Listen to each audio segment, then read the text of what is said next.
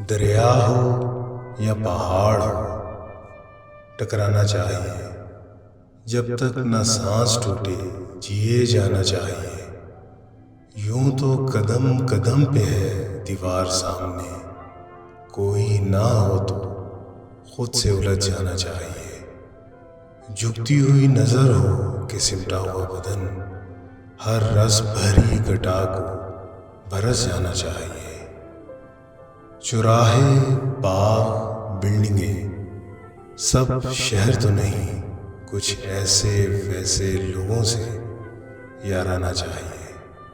अपनी तलाश, अपनी नजर, अपना तजुर्बा, रास्ता हो चाहे साफ, भटक जाना चाहिए।